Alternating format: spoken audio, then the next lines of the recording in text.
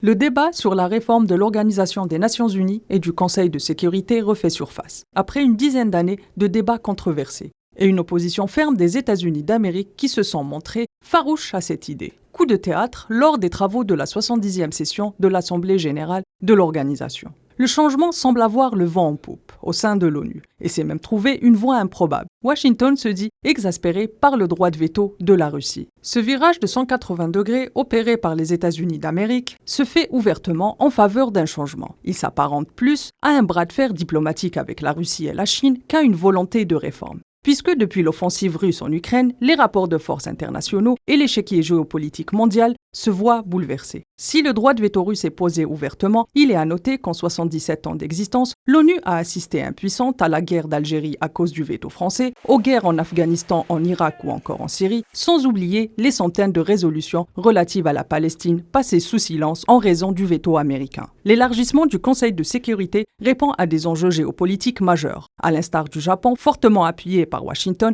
et à contrario déboulonné par Pékin. De leur côté, les pays africains demandent depuis plusieurs années déjà le droit à 2 sièges au sein du dit Conseil.